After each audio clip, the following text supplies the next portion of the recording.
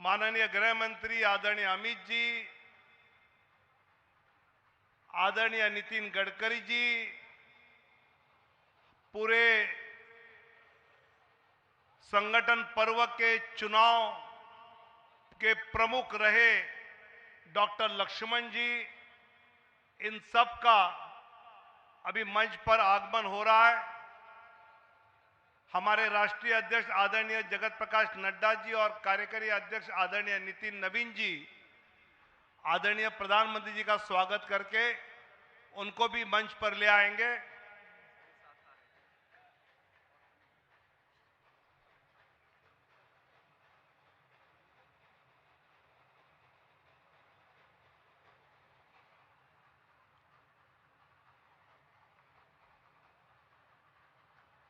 सभी हमारे मान्यवर नेता मंच पर आते ही अपने राष्ट्रीय अध्यक्ष के चुनाव प्रक्रिया का अंतिम चरण शुरू होगा।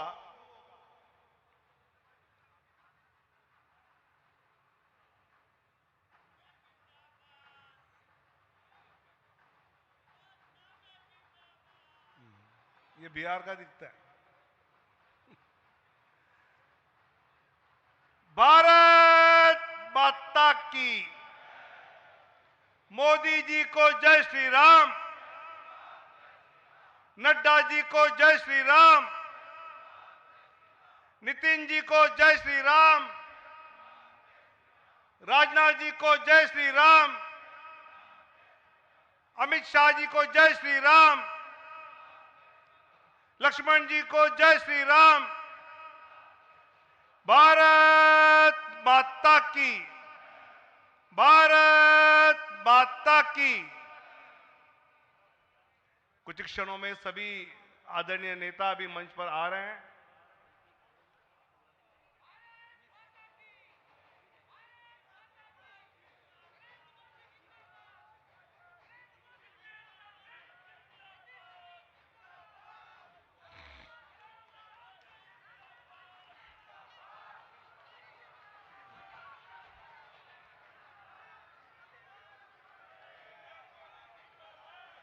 सभी हमारे आदरणीय नेता, आदरणीय प्रधानमंत्री जी, आदरणीय अध्यक्ष जी यहां पर पधारे हैं। जोरदार नारों से हम स्वागत करेंगे। प्रधानमंत्री नरेंद्र मोदी जी, आदरणीय राजनाथ जी, आदरणीय गृह मंत्री अमित शाह जी, डॉक्टर लक्ष्मण जी, जोरदार तालियों से हम हमारे नेताओं का स्वागत करेंगे।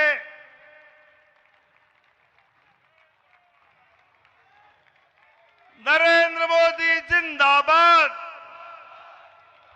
मोदी जी को जय श्री राम, मोदी जी को जय श्री राम। आदरणीय प्रधानमंत्री जी, आदरणीय नड्डा जी, आदरणीय नितिन नवीन जी सब यहां उपस्थित है।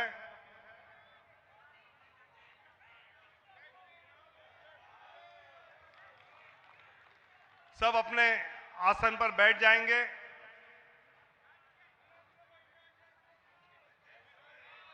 भारतीय जनता पार्टी के संगठन पर्व का अंतिम चरण अभी शुरू हो रहा है। इस अंतिम चरण के इस कार्यक्रम में आदरणीय प्रधानमंत्री जी उपस्थित हैं। मैं हमारे राष्ट्रीय अध्यक्ष आदरणीय जगत प्रकाश नड्डा जी से अनुरोध करूंगा कि वो आदरणीय प्रधानमंत्री जी का पटका पहनाकर हम सब की ओर से और देश में जो चैनल पे लाइव देख रहे हैं उनकी ओर से आदरणीय प्रधानमंत्री जी का स्वागत करें।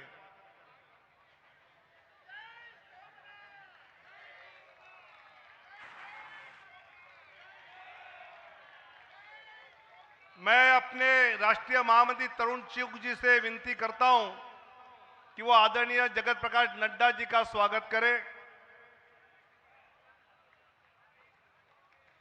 मैं हमारे राष्ट्रीय महामंत्री सुनील बंसल जी से अनुरोध करता हूं कि वो कार्यकारी अध्यक्ष आदरणीय नितिन नवीन जी का पटका पहनाकर स्वागत करें। दुष्यंत गौतम जी आदरणीय रक्षा मंत्री जी का स्वागत करें।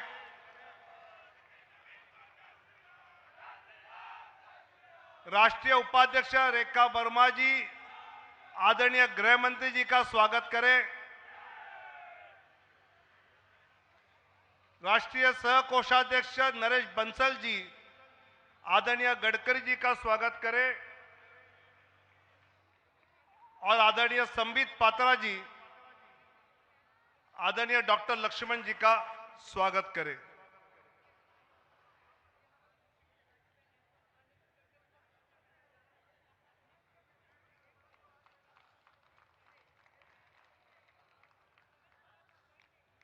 दो सितंबर को भारतीय जनता पार्टी के संगठन पर्व की शुरुआत आदरणीय प्रधानमंत्री जी ने मिस कॉल देकर प्रथम सदस्यता ग्रहण की। उसके पश्चात 24 घंटे में भारतीय जनता पार्टी के 80 लाख सदस्य हुए। 50 दिनों में 12 करोड़ 25 लाख सदस्य हुए और आज की तारीख में 14 करोड़ 8 लाख सदस्य भारतीय जनता पार्टी के हुए हैं। ये जो पूरा संगठन पर्व चला, उस संगठन पर्व के बाद सक्रिय सदस्यता के बाद पार्टी के निर्वाचन की प्रक्रिया शुरू हुई, जिसके प्रमुख हमारे ओबीसी मोर्चा के राष्ट्रीय अध्यक्ष राज्यसभा सांसद आदरणीय डॉक्टर लक्ष्मण जी थे। मैं उनको आमंत्रित करता हूं कि वो आगे की प्रक्रिया शुरू करें। डॉक्टर लक्ष्मण जी।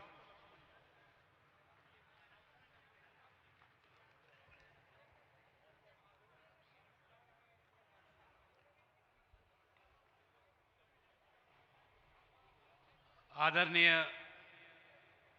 प्रधानमंत्री श्री नरेंद्र मोदी जी, आदरणीय राष्ट्रीय अध्यक्ष जेपी नड्डा जी, आदरणीय रक्षा मंत्री श्री राजनाथ सिंह जी, आदरणीय गृह मंत्री श्री अमित शाह जी, कार्यकारी अध्यक्ष आदरणीय श्री नितिन नवीन जी, आदरणीय केंद्र मंत्री नितिन गडकरी जी, अन्य महानुभावों, भाइयों और बहनों, आज का दिन हर्ष का अवसर है, क्योंकि संगठन पर्व के अंतर्गत पार्टी के संविधान के दिशा निर्देश के अनुसार पार्टी का नए राष्ट्रीय अध्यक्ष प्राप्त होने जा रहा है। संगठन पर्व के प्रथम चरण सदस्यता अभियान, जिसमें 14 करोड़ प्राथमिक सदस्य माने विश्व भर में सबसे बड़ी राजनीतिक दल के नाते उभर के आए हुए हमारे उस पार्टी के हम सदस्य हैं, एवं 12 लाख सक्रिय सदस्य पंजीकृत किए गए। इसके उपरांत माननीय राष्ट्रीय अध्यक्ष श्री जेपी नड्डा जी ने मुझे डॉक्टर के लक्ष्मण के नाते राष्ट्रीय चुनाव अधिकारी के रूप में तथा श्रीमती रेखा वर्मा राष्ट्रीय उपाध्यक्ष और श्री नरेश बंसल जी सांसद राज्यसभा एवं राष्ट्रीय सह कोषाध्यक्ष और हमारे संबित पात्रा जी संसद राष्ट्रीय प्रवक्ता एवं समन्वयक उत्तर पूर्व प्रदेश को संगठन के पर्व के द्वितीय चरण के अंतर्गत संगठनात्मक चुनाव की देखरेख हेतु राष्ट्रीय सह चुनाव अधिकारी नियुक्त किया। इस नियुक्त को राष्ट्रीय कार्यकारी ने स्वीकृति प्राप्त किया। इसके उपरांत प्रदेश एवं जिला चुनाव अधिकारियों को नियुक्त की गई थी। राष्ट्रीय एवं प्रदेश अपील समितियों का गठन किया। राष्ट्रीय अपील समिति के संयोजक वरिष्ठ नेता हमारे श्री राधा मोहन सिंह, संसद बिहार के। उसके उपरांत राष्ट्रीय स्तर पर आदरणीय BL संतोष जी के नेतृत्व में 3 कार्यशाला आयोजित की गई तथा प्रत्येक प्रदेश में 2 कार्यशाला आयोजित की गई।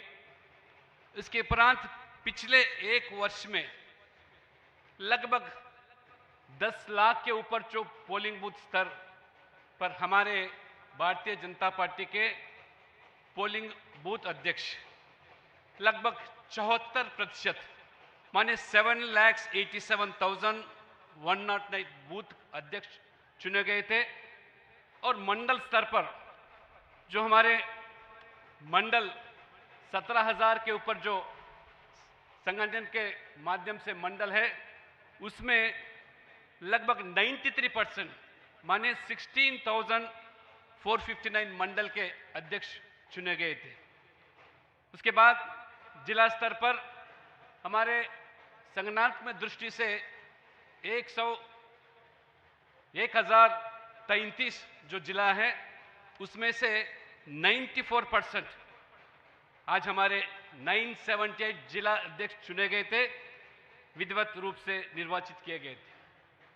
जिला अध्यक्ष के साथ साथ 5,070 प्रदेश परिषद सदस्यों भी निर्वाचन किया गया, जहां अपेक्षित संख्या का 80% है। 36 प्रदेशों में से हमारे संगठनात्मक दृष्टि से जो 36 प्रदेश है, उसमें से 30 प्रदेश अध्यक्ष के चुनाव सफलतापूर्वक हुए थे, माने 81%, तथा उनके साथ 746 राष्ट्रीय परिषद सदस्यों का भी निर्वाचन किया गया है। संसदीय दल द्वारा 35 सदस्यों की राष्ट्रीय परिषद सदस्यों के रूप में निर्वाचित किया गया।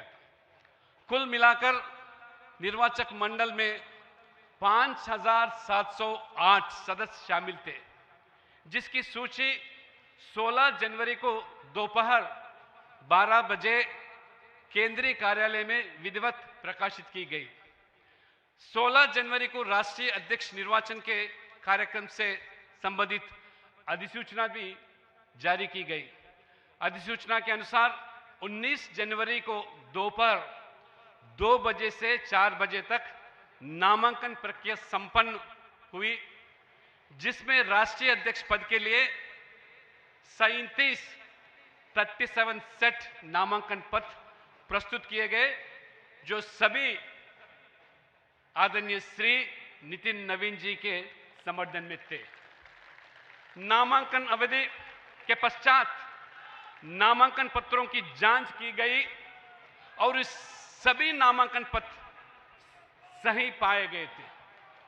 नामांकन वापसी की अवधि शाम 5 बजे से लेकर 6 बजे तक निर्धारित थी, जिसमें कोई भी नामांकन वापस नहीं लिया गया। यह संगठन पर सिर्फ बीजेपी के लिए एक प्रक्रिया नहीं है, यह लोकतंत्र का एक उत्सव है। अन्य राजनीतिक दल जहां परिवार केंद्रित राजनीतिक तक सीमित रहते हैं, वहीं बीजेपी एकमात्र ऐसा दल है जो अपने नेतृत्व का चुनाव पारदर्शी, समावेशी और पूरी तरह लोकतांत्रिक तरीके से बूथ स्तर से लेकर राष्ट्रीय स्तर तक करती है। अब तक चुने गए राष्ट्रीय अध्यक्ष की श्रृंखला पर नजर डाले तो स्पष्ट होता है कि बीजेपी में उच्च पद और बड़ी जिम्मेदारियां विरासत में नहीं मिलती हैं। यह इस सत्य का जीवित प्रमाण है कि समर्पण, जनसेवा, कठोर परिश्रम और देश की सेवा के माध्यम से ही यह सम्मान और नेतृत्व प्राप्त किया जा सकता है। मैं माननीय आदरणीय प्रधानमंत्री श्री नरेंद्र मोदी जी, माननीय राष्ट्रीय अध्यक्ष श्री जेपी नड्डा जी तथा राष्ट्रीय कार्यकारिणी का हार्दिक आभार व्यक्त करता हूं, जिन्होंने संगठनात्मक चुनाव के संचालन का दायित्व हमारी टोली को सौंपा। यह चुनाव हमारी संगठनात्मक कार्य पद्धति का मूल है और संगठन को युवा, वैचारिक रूप से प्रतिबद्ध तथा राजनीतिक रूप से गतिशील बनाए रखता है। राष्ट्रीय अपील समिति की अवधि आगामी 5 दिनों तक रहेगी। राष्ट्रीय चुनाव अधिकारी के दायित्व के अंतर्गत बूथ से लेकर प्रदेश अध्यक्ष तक की निर्धारित प्रक्रिया तथा कल संपन्न हुए नामांकन जांच एवं नामांकन वापसी की प्रक्रिया के पश्चात मैं डॉक्टर के लक्ष्मण के नाते भारतीय जनता पार्टी के नए राष्ट्रीय अध्यक्ष के रूप में श्री नितिन नवीन जी को नाम की घोषणा करता हूं। मैं उन्हें इस अवसर पर हार्दिक बधाई देता हूं तथा निर्वाचन प्रमाण पत्र प्रदान करता हूं। धन्यवाद। भारत माता की जय।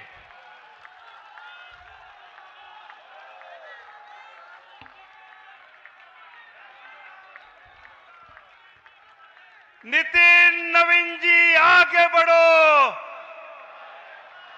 नितिन नवीन जी आगे बढ़ो। अब हमारे नवनिर्वाचित राष्ट्रीय अध्यक्ष आदरणीय नितिन नवीन जी का अभिनंदन हमारे लोकप्रिय प्रधानमंत्री आदरणीय नरेंद्र मोदी जी करेंगे। हम सब जोर से तालियों के साथ नितिन नवीन जी आगे बढ़ो, नितिन नवीन जी आगे बढ़ो। भारतीय जनता पार्टी जिंदाबाद। मैं आदरणीय निवर्तमान राष्ट्रीय अध्यक्ष जगत प्रकाश नड्डा जी से अनुरोध करता हूं वो नितिन नवीन जी का हार्दिक अभिनंदन करें।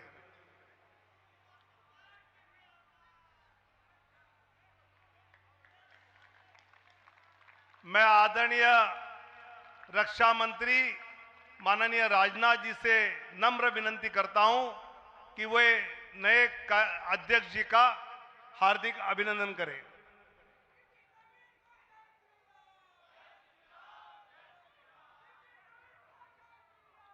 मैं आदरणीय गृह मंत्री माननीय अमित शाह जी से अनुरोध करता हूं कि वो अपने नए अध्यक्ष जी का हार्दिक अभिनंदन करें।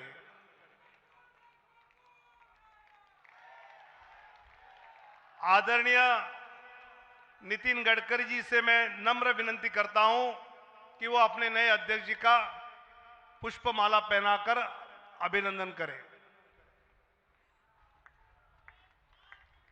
और अपने इस चुनाव के प्रमुख रहे डॉक्टर लक्ष्मण जी का विशेष धन्यवाद करते हुए उनको भी नम्र अनुरोध करता हूं कि वो नवनिर्वाचित राष्ट्रीय अध्यक्ष जी का पुष्पमाला पहनाकर हार्दिक अभिनंदन करें।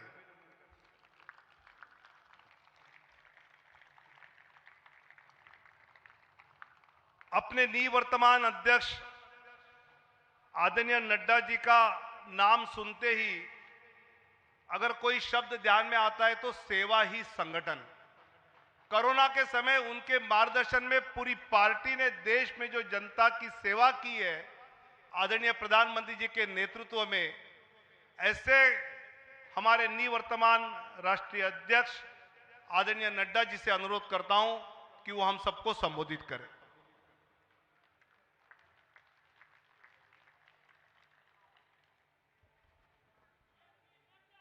भारत के यशस्वी प्रधानमंत्री सम्माननीय श्री नरेंद्र मोदी जी, हम सबके बीच में उपस्थित मंच पर सभी पूर्व राष्ट्रीय अध्यक्ष आदरणीय राजनाथ सिंह जी, श्री अमित भाई शाह जी, नितिन गडकरी जी, हमारे चुनाव अधिकारी के लक्ष्मण जी, यहाँ उपस्थित संसदीय बोर्ड के सभी सदस्यगण, केंद्रीय मंत्रीगण, हमारे यहाँ पर उपस्थित सभी प्रदेशों से हमारे मुख्यमंत्री और उप मुख्यमंत्रीगण, प्रदेश अध्यक्षगण, प्रभारी, सहप्रभारी और देश भर के कोने कोने से आए हुए भारतीय जनता पार्टी के वरिष्ठ पदाधिकारी, कार्यकर्ता बंधु और मीडिया के माध्यम से जुड़े हुए हमारे करोड़ों कार्यकर्ता बंधु, यह आज बहुत ही ऐतिहासिक अवसर है जब भारतीय जनता पार्टी जैसी दुनिया की सबसे बड़ी पार्टी के राष्ट्रीय अध्यक्ष के रूप में हमारे नौजवान, ऊर्जावान, प्रतिभावान राष्ट्रीय अध्यक्ष श्री नितिन नवीन जी आज ये पदभार संभाल रहे हैं। मैं अपनी ओर से और करोड़ों कार्यकर्ताओं की ओर से उनको बहुत बहुत शुभकामनाएं देता हूं और इस विश्वास के साथ कि यह महान पार्टी, जिसे श्यामा प्रसाद मुखर्जी जी के नेतृत्व में भारतीय जनसंघ से वैचारिक पृष्ठभूमि में आगे बढ़ने का सौभाग्य मिला, दीनदयाल उपाध्याय जी का कठोर परिश्रम के माध्यम से पार्टी को देश भर में विकसित करने का सौभाग्य मिला और उसी को आगे बढ़ाते हुए अटल बिहारी वाजपेयी जी, अडवाणी जी, सुंदर सिंह भंडारी जी, कुशाभाऊ ठाकरे जी, ऐसे महान लोगों ने इस पार्टी को आगे बढ़ाने का काम किया है। ऐसी महान पार्टी के आप 12वें राष्ट्रीय अध्यक्ष के रूप में आपने जिम्मेवारी संभाली है। आपको बहुत बहुत बधाई और बहुत बहुत शुभकामनाएं। हम सब जानते हैं कि नितिन जी जो मूलतः कार्यकर्ता हैं, वैचारिक पृष्ठभूमि पर परिपक्व हैं और बहुत ही छोटी उम्र में 5 बार विधायक रह चुके हैं और वर्तमान में भी विधायक हैं। बिहार सरकार में कई बार मंत्री रहे हैं। हमारे राष्ट्रीय युवा मोर्चा के महासचिव के रूप में आपको सारे देश का भ्रमण करने का मौका मिला। आपने सारे देश को समझा। आप सिक्किम के भी प्रभारी रहे, आप छत्तीसगढ़ के भी प्रभारी रहे, जहां आपने सरकार को लाने में बहुत बड़ा योगदान किया। ऐसे हमारे नौजवान, ऊर्जावान और प्रतिभावान अध्यक्ष के रूप में आपने कार्यभार संभाला है। आपको बहुत बहुत बधाई, बहुत बहुत शुभकामनाएं। और इस विश्वास के साथ कि आप संगठनात्मक अनुभव के साथ साथ प्रशासनिक अनुभव भी रखते हैं, आप इस पार्टी को बहुत तीव्र गति से आदरणीय प्रधानमंत्री मोदी जी के नेतृत्व में इसको आगे ले जाएंगे। इस विश्वास के साथ आपको बहुत बहुत शुभकामनाएं। मैं आज के दिन हमारे आदरणीय प्रधानमंत्री जी को, हमारे संसदीय बोर्ड के सभी सदस्यों को, हमारे करोड़ों कार्यकर्ताओं को, सभी प्रदेश अध्यक्षों को मैं अपनी ओर से बहुत बहुत धन्यवाद देता हूं।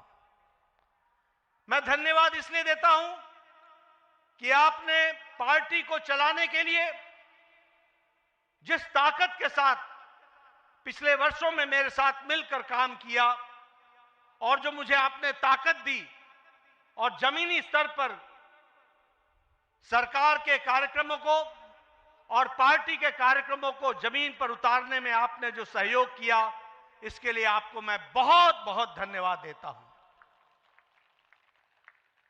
मैं विशेष करके प्रधानमंत्री मोदी जी को धन्यवाद देना चाहता हूं, जिन्होंने हर पल, हर मौके पर, हर छोटी और बड़ी बातों की बारीकियों को आपने संभाल करके पार्टी को दृष्टि देते हुए कार्य करने का जो सुअवसर दिया और जो आपने ताकत दी, उस कारण से हम इस कार्य को कर पाए। आप देश के प्रधान सेवक होने के बावजूद भी, अति व्यस्त रहने के बावजूद भी, आपने पार्टी की छोटी छोटी बारीकियों पर ध्यान देकर के पार्टी को आगे बढ़ाने में पूरा योगदान जो दिया, उसके लिए मैं विशेष करके आपको धन्यवाद देना चाहता हूं। मित्रों, हमें यह ध्यान रखना चाहिए कि 2014 से आदरणीय प्रधानमंत्री मोदी जी के नेतृत्व में जो ये भारतीय जनता पार्टी का विजय यात्रा, विजय रथ चला है, वो बिना रुके हुए आगे बढ़ रहा है। इसका मूल कारण है कि आदरणीय प्रधानमंत्री मोदी जी के नेतृत्व को देश के मतदाताओं ने, देश के गांव, गरीब, वंचित, पीड़ित, शोषित, दलित समाज के सभी वर्गों ने इस बात को समझा है कि देश अगर आगे बढ़ रहा है और देश सुरक्षित तौर पर आगे बढ़ रहा है, तो वो आदरणीय प्रधानमंत्री मोदी जी के नेतृत्व में बढ़ रहा है। हमने देखा कि जब 2024 के लोकसभा चुनाव में जो हमारी आशा थी, उस आशा तक नतीजे नहीं आए। इस नतीजों ने न सिर्फ पार्टी बल्कि देश के जनमानस को हैरान किया। एक देश के मतदाताओं के मन में कसक पैदा हुई, देश के मतदाताओं के मन में एक टीस पैदा हुई, और आपने देखा होगा कि देश के मतदाताओं ने ठान लिया कि अब कोई भी चुनाव आएगा तो मोदी जी को भरपूर आशीर्वाद देंगे और देश में पार्टी को आगे बढ़ाने में काम करेंगे।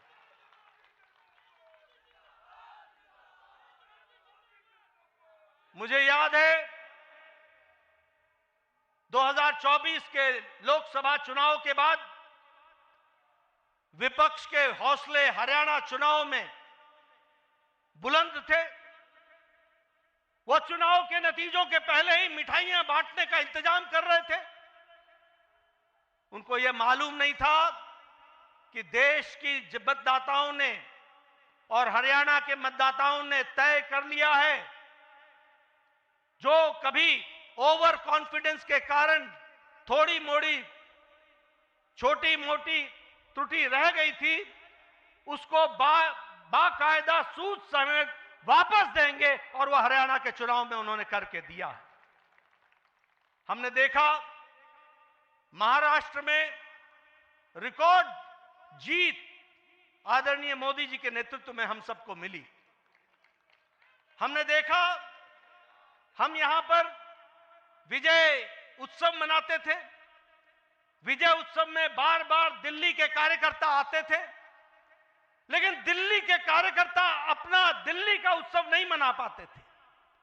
लेकिन आपके नेतृत्व में 27 साल बाद दिल्ली में भी कमल खिला और दिल्ली में भी भारतीय जनता पार्टी की सरकार बनी। उसी तरीके से बिहार में हम चुनाव जीते, लेकिन चुनाव ही नहीं जीते, हाईएस्ट स्ट्राइक रेट के साथ हम चुनाव जीते। ये हमको ध्यान में रखना चाहिए। अभी अभी महाराष्ट्र के म्युनिसिपल कॉरपोरेशन के चुनाव हुए हैं।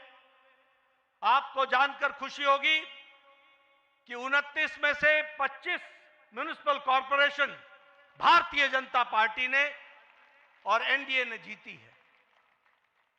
और आपको जानकर यह भी खुशी होगी कि बीएमसी में, बॉम्बे म्युनिसिपल कॉरपोरेशन में, मुंबई म्युनिसिपल कॉरपोरेशन में हम लार्जेस्ट पार्टी के रूप में जीत करके आए हैं।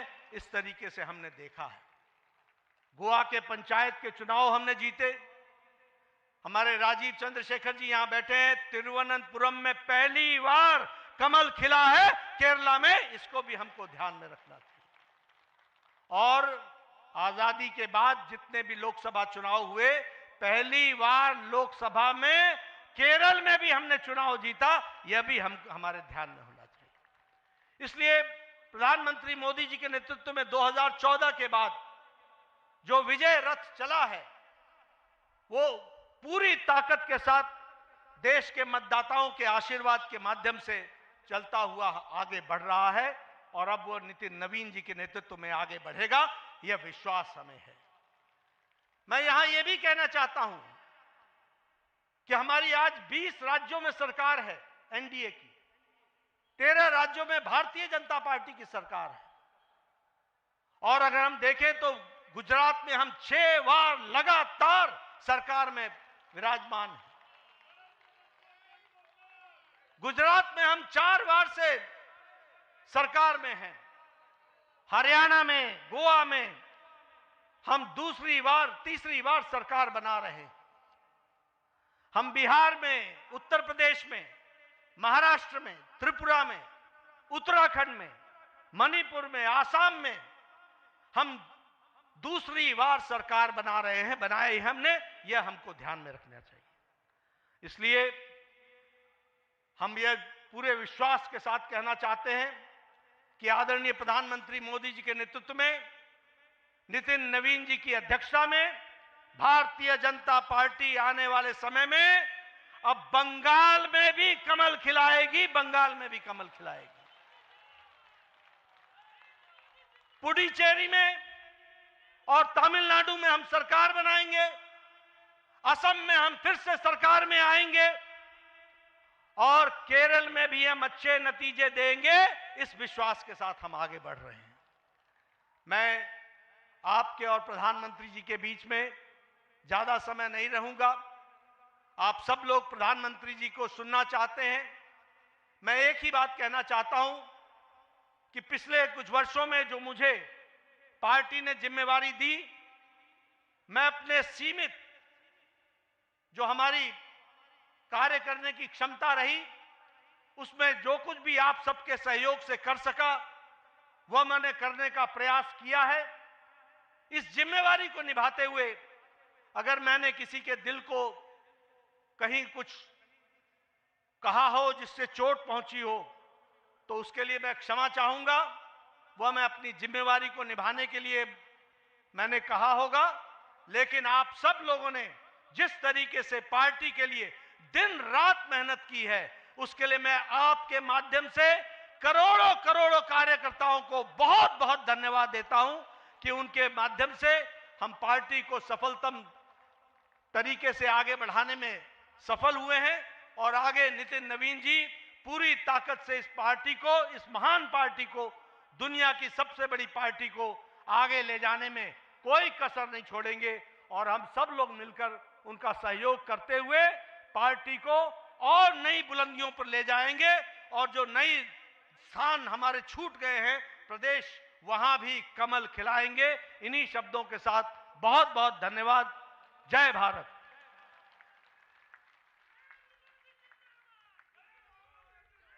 धन्यवाद नड्डा जी। भारत देश का नाम गौरव से विश्व में ऊंचे स्थान पर पहुंचाने वाले माननीय डॉक्टर श्यामा प्रसाद मुखर्जी का राष्ट्र प्रेम, आदरणीय दीनदयाल उपाध्याय जी का अंत्योदय और श्रद्धेय अटल बिहारी वाजपेयी जी जिनकी जन्म शताब्दी मना रहे हैं, उनका सुशासन की परंपरा को गौरव से आगे बढ़ाने वाले देश के लोकप्रिय प्रधानमंत्री आदरणीय नरेंद्र मोदी जी को मैं अनुरोध करता हूं कि हम सबको मार्गदर्शन करें। आदरणीय प्रधानमंत्री जी।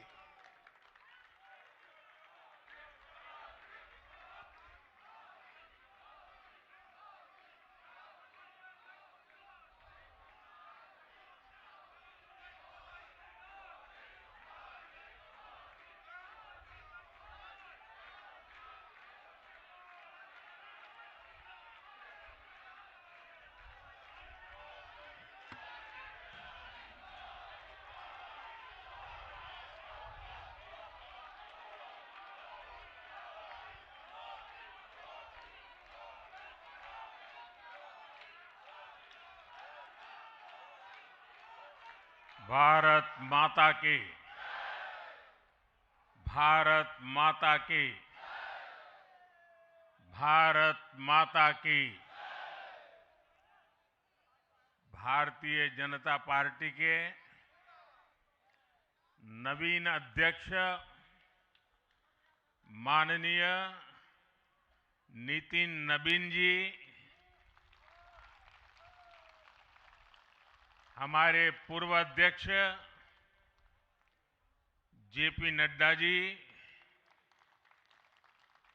भाजपा परिवार के अन्य सभी वरिष्ठजन, देश भर से आए कार्यकर्ता साथी, देवी और सज्जनों, सर्वप्रथम माननीय नितिन नवीन जी को दुनिया के सबसे बड़े राजनीतिक दल का अध्यक्ष चुने जाने पर बहुत बहुत बधाई देता हूं, बहुत बहुत शुभकामनाएं देता हूं। बीते कई महीनों से संगठन पर्व यानी कि पार्टी का छोटी सी इकाई से लेकर के राष्ट्रीय अध्यक्ष चुनने की एक व्यापक प्रक्रिया 100% लोकतंत्र तरीके से भारतीय जनता पार्टी के संविधान के स्पिरिट को और उसमें बताई गई हर बात को ध्यान में रख करके लगातार चल रही थी। आज उसका विधि पूर्वक समापन हुआ है। संगठन पर्व का ये विशाल आयोजन भारतीय जनता पार्टी की लोकतांत्रिक आस्था, संगठनात्मक अनुशासन और कार्यकर्ता केंद्रित सोच का प्रतीक है। मैं देश भर के कार्यकर्ताओं का इस प्रक्रिया को सफल बनाने के लिए बहुत बहुत अभिनंदन करता हूं। साथियों, बीते 1-1.5 वर्षों में डॉक्टर श्यामा प्रसाद मुखर्जी की 125वीं जयंती का पर्व, अटल जी की 100वीं जन्म जयंती, राष्ट्रीय स्वयंसेवक संघ के 100 वर्ष, ऐसे महापर्व हम मनाते रहे हैं।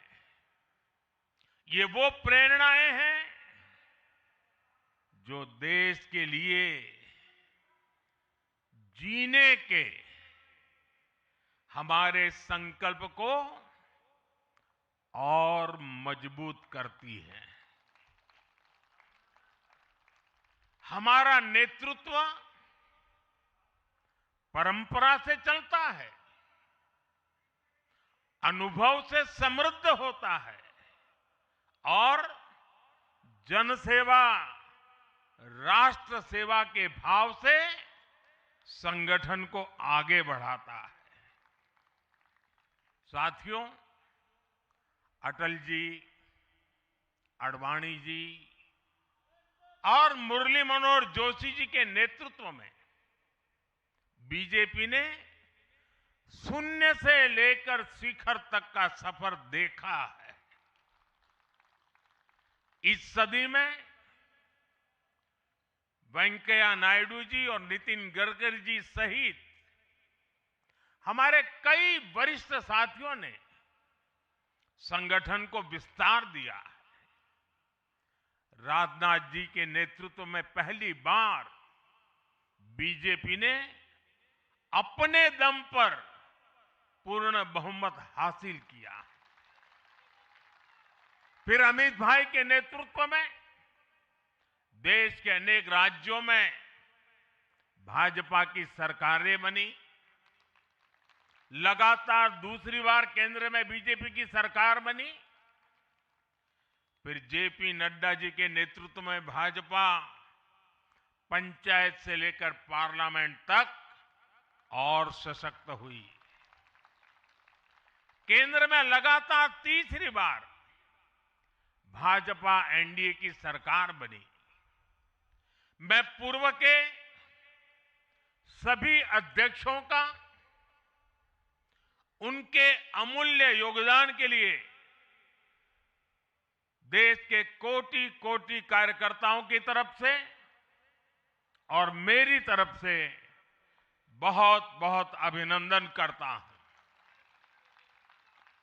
साथियों, आप जानते हैं आज भाजपा का जितना फोकस संगठन के विस्तार पर है, उतनी ही बड़ी प्राथमिकता कार्यकर्ता के निर्माण की भी है। भाजपा एक ऐसी पार्टी है जहां लोगों को लगता होगा कि नरेंद्र मोदी देश के प्रधानमंत्री है, तीसरी बार प्रधानमंत्री बने, 50 साल की छोटी आयु में मुख्यमंत्री बन गए, 25 साल से लगातार हेड ऑफ द गवर्नमेंट रहे हैं। ये सब अपनी जगह पे हैं, लेकिन इन सबसे भी बड़ी चीज मेरे जीवन में है, मैं भारतीय जनता पार्टी का कार्यकर्ता हूं। ये सबसे बड़ा गर्व है। और जब बात पार्टी के विषयों को आती है, तब माननीय नितिन नवीन जी, मैं एक कार्यकर्ता हूं, वे मेरे बॉस हैं।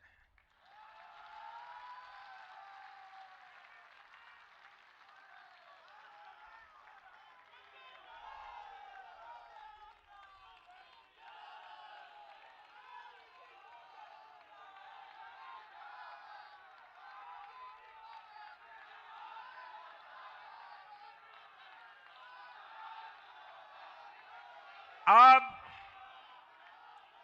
माननीय नितिन नवीन जी हम सभी के अध्यक्ष हैं।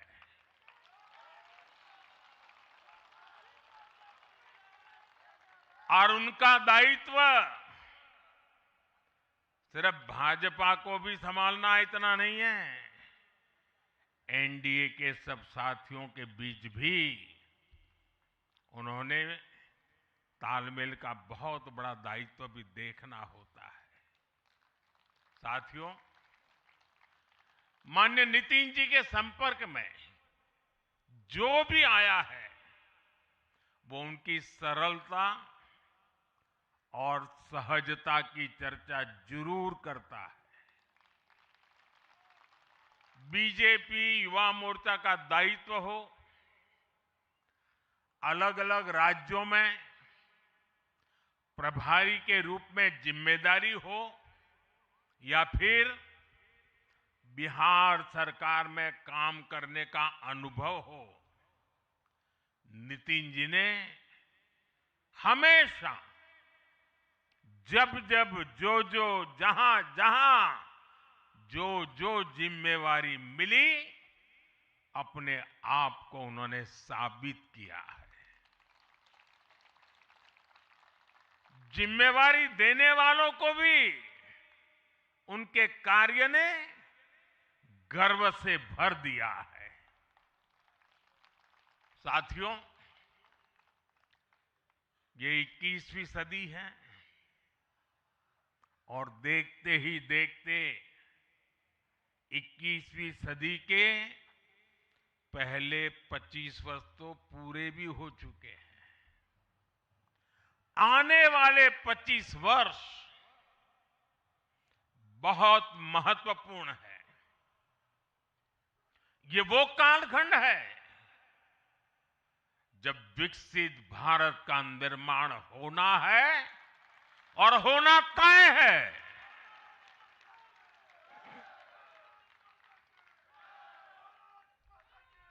इस महत्वपूर्ण कालखंड की शुरुआत में हमारे माननीय नितिन नवीन जी बीजेपी की विरासत को आगे बढ़ाएंगे। मैं आजकल के युवाओं की भाषा में कहूं तो नितिन जी खुद भी एक प्रकार से मिलेनियल है।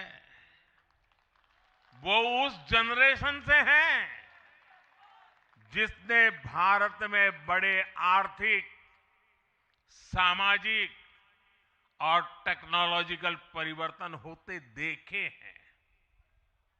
वो उस जनरेशन से हैं जिसने बचपन में रेडियो से सूचनाएं पाई और आज एआई के भी एक्टिव यूजर है।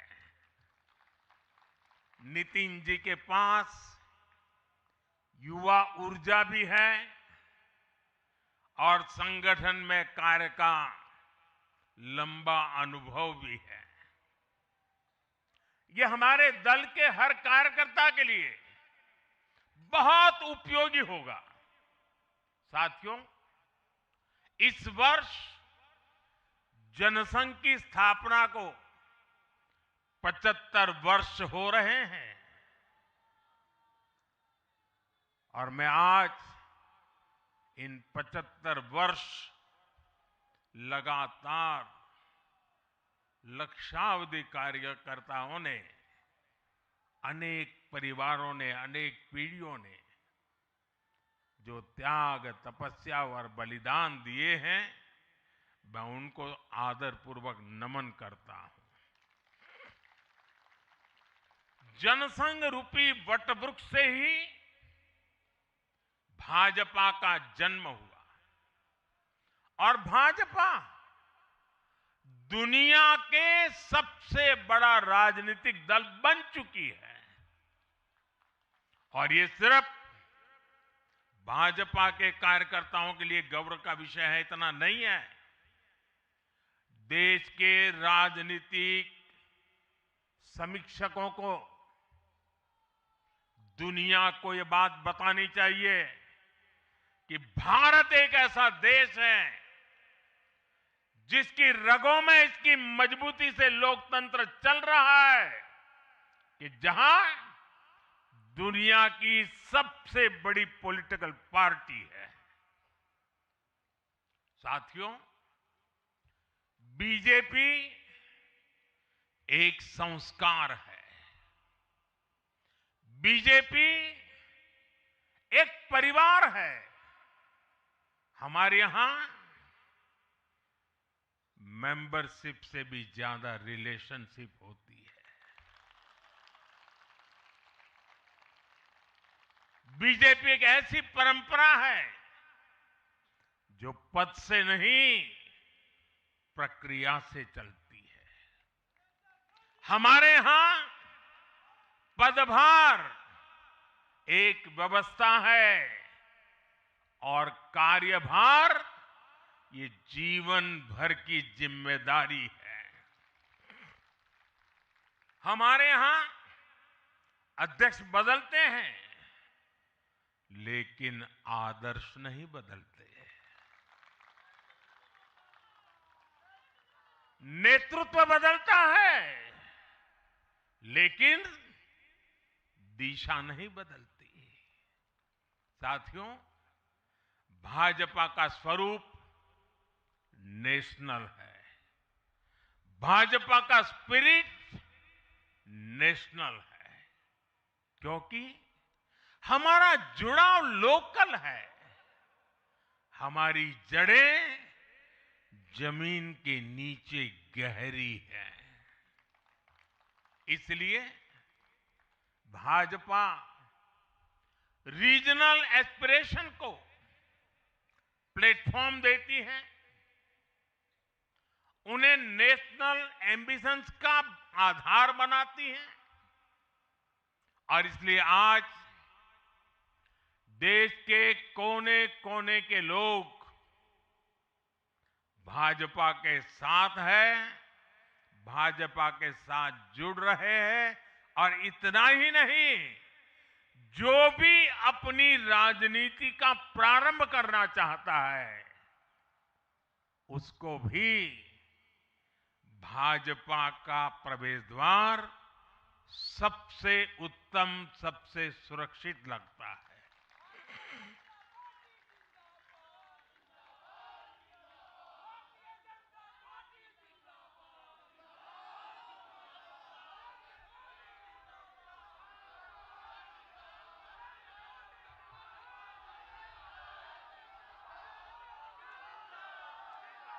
साथियों, जनता जनार्दन की सेवा ये हमारे लिए हमेशा सर्वोपरि रही है। हमने सत्ता को सुख का नहीं, बल्कि सेवा का माध्यम बनाया है। इसलिए भाजपा पर जनता का विश्वास निरंतर मजबूत होता गया है। अगर बीते 11 वर्षों की ही बात करें तो भाजपा की यात्रा जन विश्वास अर्जित करने की अद्भुत यात्रा रही है। बीते 11 वर्षों में बीजेपी ने हरियाणा, असम, त्रिपुरा और ओडिशा में पहली बार अपने सामर्थ्य से सरकार बनाई। पश्चिम बंगाल और तेलंगाना में भाजपा जनता की एक बड़ी आवाज बनकर उभरी है। अक्सर होता यह है कि लंबे कार्यकाल के बाद सरकारों के लिए टिके रहना मुश्किल होता है, लेकिन बीजेपी ने इस ट्रेंड को भी तोड़ दिया है। गुजरात हो, मध्य प्रदेश हो, महाराष्ट्र हो, बिहार हो, इन सभी राज्यों में कई कार्यकाल के बावजूद बीजेपी पहले से भी बड़े जनादेश के साथ सरकार में लौटी है। साथियों, बीते 1.5-2 वर्षों में तो भाजपा पर जनता का भरोसा और मजबूत हुआ है। विधानसभा हो या स्थानीय निकाय, बीजेपी की स्ट्राइक रेट अभूतपूर्व रही है। इस दौरान देश में 6 राज्यों में विधानसभा चुनाव हुए हैं। इनमें से 4 चुनाव बीजेपी एनडीए ने जीते हैं। साथियों, आज भाजपा सिर्फ संसद और विधानसभा की नहीं, बल्कि नगर पालिकाओं और नगर निगमों में भी पहली पसंद है। और इसका ताजा उदाहरण अभी अभी हमारा महाराष्ट्र है। हाल में जो मेयर और पार्षदों के चुनाव परिणाम सामने आए, अभूतपूर्व है।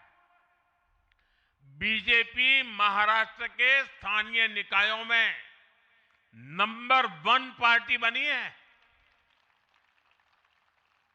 कुल 29 में से 25 बड़े शहरों की जनता ने बीजेपी एनडीए को चुना है। कुल जितने पार्षद जीते हैं, उनमें से 50% बीजेपी के हैं। ऐसे ही केरला में भी आज बीजेपी के करीब 100 पार्षद हैं। केरला की राजधानी तिरुअनंतपुरम की जनता ने मेयर चुनाव में 45 साल बाद लेफ्ट से सत्ता छीनी और भाजपा पर भरोसा किया। मुझे पूरा विश्वास है कि आने वाले विधानसभा चुनावों में भी लोग केरला में बीजेपी को अवसर जरूर देंगे। साथियों, बीजेपी निरंतर जीत रही है, उसका विस्तार हो रहा है। ये निश्चित तौर पर हम सभी के लिए गर्व का विषय है, लेकिन हम ये सभी के लिए बहुत बड़े दायित्व का बोध भी है और दायित्व बोध का समय भी है। कभी भाजपा ने पार्टी विद अ डिफरेंस के रूप में अपनी यात्रा शुरू की थी। आज बीजेपी पार्टी ऑफ गवर्नेंस भी है। देश ने के आजादी के बाद शासन के अलग अलग मॉडल देखे हैं। कांग्रेस के परिवारवाद का मॉडल, लेफ्ट का मॉडल, क्षेत्रीय दलों का मॉडल, अस्थिर सरकारों का दौर, ये सब मॉडल देख चुका है। लेकिन आज देश स्थिरता, सुशासन और संवेदनशीलता वाला भाजपा का विकास मॉडल देख रहा है। साथियों, ये भाजपा ही है जिसने सामाजिक न्याय के नारे को सच्चे स्वरूप में जमीन पर उतारा है। हमने गरीब कल्याण की योजनाओं को सरकारी फाइलों से निकालकर गरीब के घर तक पहुंचाया है। साथियों, मैं आपको कुछ उदाहरण देता हूं। आजादी के 70 वर्ष बाद सिर्फ 3 करोड़ ग्रामीण परिवारों तक ही पाइप से पानी पहुंच पाया था। माताओं बहनों की पीड़ा, पानी के लिए उनके संघर्ष की सूध लेने वाला कोई नहीं था। और मुझे याद है, मैं जब गुजरात में राजनीतिक क्षेत्र में नहीं आया था, सामाजिक जीवन में काम करता था, तो हमारे यहाँ एक धंधुका करके स्थान है, वहां मैं जाता था तो वो मुझे वहां के लोग कहते थे कि आप यहाँ रात को मत रुकिए और जब भी आपका दौरा हो तो सुबह 10 बजे के बाद आइए। नॉर्मली मेरा नेचर रहता था कि हर नए स्थान पर जात के रात को रुकूं, कार्यकर्ताओं से मिलूं, लेकिन धंधुका वाले मना करते थे। क्यों? वो कहते पानी नहीं है, सुबह हम आपको स्नान करने के लिए पानी नहीं दे पाएंगे। वहां तो कहावत चलती थी कि बेटी को बंदूकें दो लेकिन धंधुके मत दो, यानी उसको बंदूक लगा मार दो लेकिन धंधुके में शादी मत करो। पानी नहीं था। ये दर्द मैंने देखा है।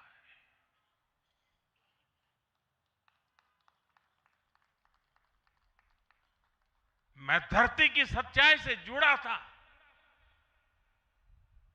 माताओं बहनों की पीड़ा अपनी आंखों के सामने देखी थी और तब हम जल जीवन मिशन लेकर आए और सिर्फ 5-6 साल में 12 करोड़ से ज्यादा परिवारों को नल से जल की सुविधा से जोड़ा।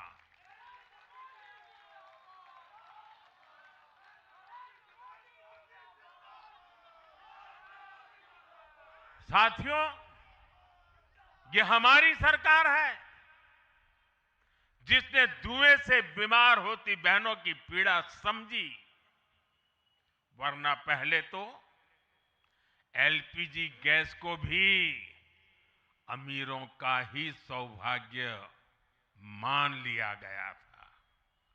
भाजपा ने पूरी संवेदनशीलता के साथ हर घर को एलपीजी गैस कनेक्शन से जोड़ने का अभियान चलाया।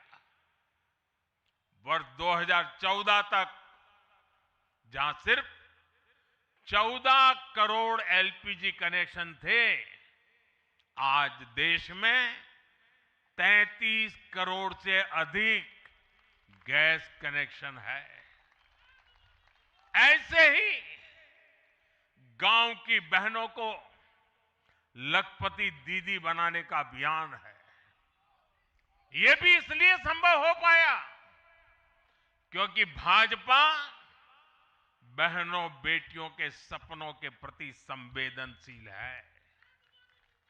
साथियों, एक जमाना था हम भी सुनते थे कि फलाना परिवार वो तो लखपति परिवार है, ढीकना परिवार लखपति परिवार है, यानी लखपति होना बहुत बड़ी बात मानी जाती थी। ये मोदी है जो सपने देखता है कि मेरे गांव की गरीब मां भी लखपति दीदी बनेगी।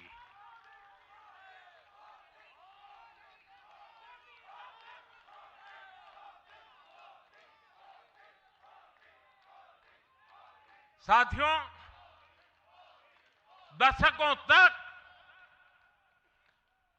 आदिवासी समाज को सिर्फ वोट बैंक से जोड़कर देखा गया, लेकिन संवेदनशील भाजपा के हमारे संस्कारों ने समाज के प्रति समान भाव की हमारी परंपरा के कारण भाजपा ने आदिवासियों में भी सबसे पिछड़ी जनजातियों की पीड़ा को समझा। उनके विकास के लिए पीएम जनमन योजना बनाई और पीएम जनमन योजना के लाभार्थी इतने बिखरे हुए हैं और एक दो दूर दूर जंगलों में पड़े हैं। उनसे एक म्युनिसिपैलिटी की सीट भी जीती नहीं जा सकती है। वोट के हिसाब से कोई उनकी तरफ देखेगा नहीं, लेकिन जब वोट से ऊपर उठ करके संवेदनाएं होती हैं, समाज का कल्याण हमारे संस्कार होते हैं, तो पीएम जनमन योजना जन्म लेती है।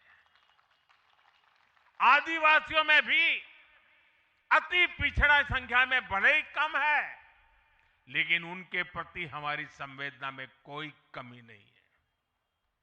साथियों, हमारा नॉर्थ ईस्ट, वहां वोटर उतने नहीं है, सीट भी उतनी नहीं है, इसलिए कांग्रेस की सरकारों में उन्हें बरसों तक उपेक्षित रखा गया। लेकिन संवेदनशील भाजपा ने नॉर्थ ईस्ट को दिल से भी जोड़ा और दिल्ली से भी जोड़ा। एक और उदाहरण आकांक्षी जिलों का है। हमारे देश में 100 से अधिक जिले ऐसे थे जिनको कांग्रेस सरकारें पिछड़ा घोषित करके भूल गई थी। इन जिलों को पनिशमेंट पोस्टिंग के लिए इस्तेमाल किया जाता था, यानी जिन अधिकारियों को सजा देनी होती थी तो उन्हें वहां भेजा जाता था। हमारी भाजपा सरकार ने इन जिलों को आकांक्षी जिले घोषित किया और प्राथमिकता के आधार पर इनके विकास के लिए काम किया। आज ये आकांक्षी जिले विकास के कई पैरामीटर्स पर अन्य जिलों से बेहतर प्रदर्शन कर रहे हैं, राज्य की एवरेज की बराबरी आकर के खड़े हो गए। साथियों, भाजपा का मंत्र है पिछड़ों को प्राथमिकता, पिछड़ों को प्राथमिकता। जिनकी किसी ने सूद नहीं ली, हमने उनकी साधना की है। जिनको किसी ने पूछा नहीं, मोदी ने उन्हें पूजा है। हमारी कार्य संस्कृति सर्वसमावेशी है, सर्वांगीण है, सर्वस्पर्शी है, सर्वहितकारी है, सर्व कल्याणकारी है। और ये कार्य संस्कृति गरीब को समान अवसर देने वाली है, गरीब को सशक्त करने वाली है। इसी वजह से सिर्फ एक दशक में 25 करोड़ लोगों ने गरीबी को पराजित किया है। और ये 25 करोड़ लोग कौन हैं? इनमें सबसे अधिक दलित, पिछड़े और आदिवासी परिवार है। साथियों, बीते वर्षों में जन विश्वास की जो पूंजी हमने अर्जित की है, उस भरोसे को कायम रखना बहुत बड़ी जरूरत है। देश की जनता 2047 तक विकसित भारत बनाने के लिए संकल्पित है। इसलिए बीते 11 वर्षों में रिफॉर्म्स की जो यात्रा हमने शुरू की है, वो अब रिफॉर्म एक्सप्रेस बन चुकी है। हमें राज्यों के स्तर पर, शहर की इकाइयों के स्तर पर, जहां भी भाजपा एनडीए सरकारें हैं, वहां रिफॉर्म्स की गति तेज करनी है। भाजपा सिटी गवर्नेंस का भी एक नया मॉडल देश के सामने प्रस्तुत कर रही है। इस लक्ष्य के साथ हम आगे बढ़ना चाहते हैं। साथियों, जब हम सत्ता में नहीं भी थे, तब भी हम अपने मूल आदर्शों से कभी नहीं भटके। हम राष्ट्र प्रथम के भाव से, नेशन फर्स्ट के भाव से डटे रहे, जूझते रहे, संकटों को झेलते रहे, जज्बात बढ़ाते रहे और जीतते भी रहे। हम वो लोग हैं, हमारा वो चरित्र है, हमारे वो संस्कार है। खुद से बड़ा दल और दल से बड़ा देश, ये भाजपा के हर कार्यकर्ता का संस्कार है, भाजपा के हर कार्यकर्ता का जीवन मंत्र है। इसी भाव के साथ बीते 11 वर्षों में हमने अनेक चुनौतियों पर विजय पाई है। जम्मू कश्मीर से आर्टिकल 370 की दीवार गिराना हो, 3 तलाक के खिलाफ कानून बनाना हो, इनको कभी असंभव माना जाता था। आज ये हकीकत बन चुके हैं।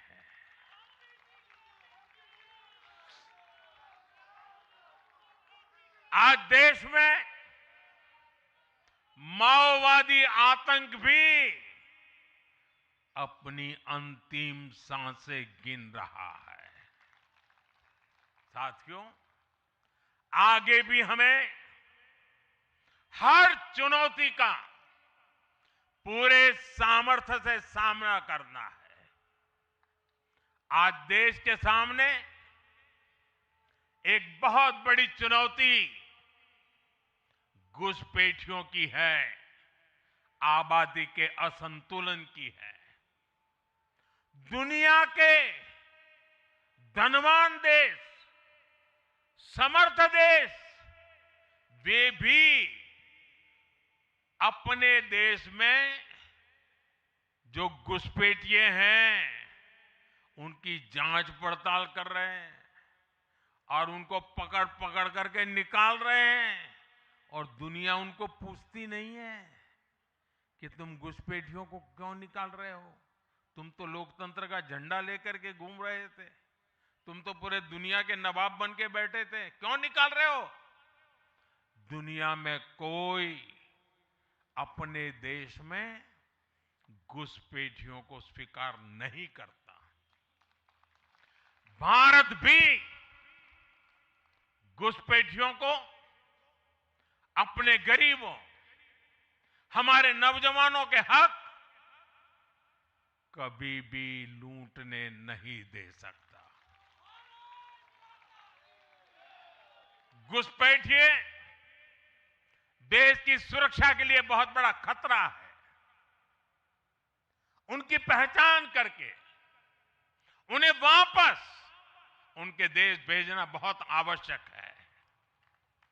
इसके अलावा ऐसे राजनीतिक दल जो वोट बैंक की राजनीति में घुसपैठियों को बचा रहे हैं या उन्हें कवर दे रहे हैं, उन्हें हमें पूरी शक्ति से जनता के सामने बेनकाब करना ही होगा, उनको एक्सपोज करना ही होगा।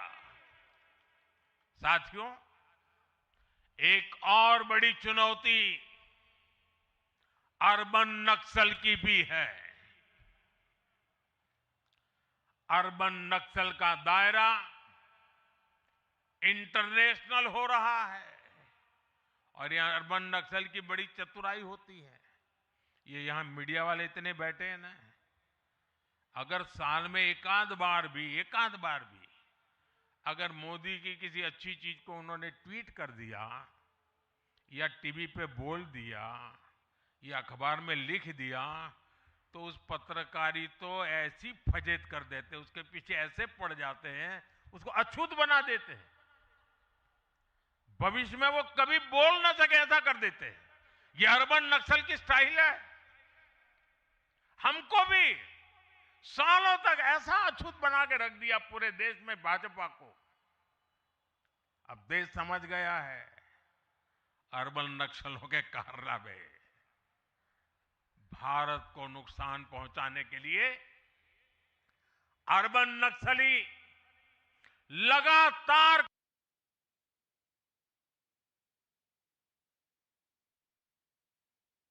इस वक्त हम प्रधानमंत्री का संबोधन यहाँ पर नितिन नवीन को उन्होंने बहुत बहुत शुभकामनाएं दी और नितिन नवीन निर्विरोध भाजपा के राष्ट्रीय अध्यक्ष चुन लिए गए हैं। बेहद अहम रहा यहाँ पर प्रधानमंत्री का संबोधन, जिसमें उन्होंने तमाम बातों का जिक्र किया। उन्होंने कहा कि कैसे आज भाजपा ने शून्य से शिखर तक का सफर तय किया है, लेकिन आज वो दुनिया के सबसे बड़े राजनीतिक दल के रूप में उभर चुकी है।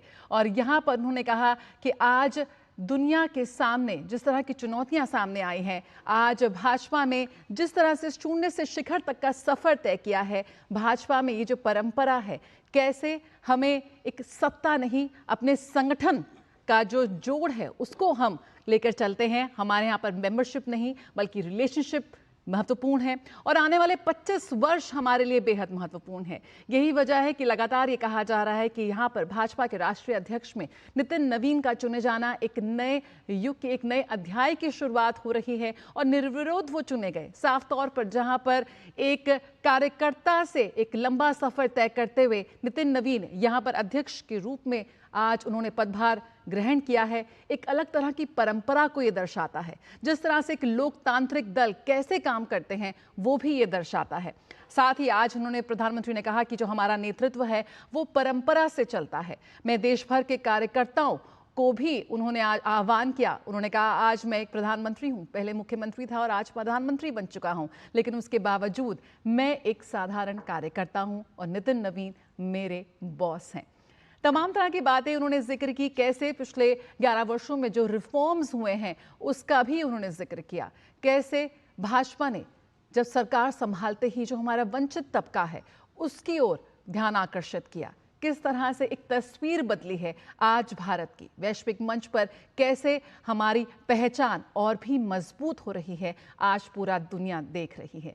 कैसे आज पूरा विश्व भारत में निवेश करना चाहता है, वैश्विक गुरु के रूप में कैसे हम आगे बढ़ रहे हैं, उसका भी जिक्र किया।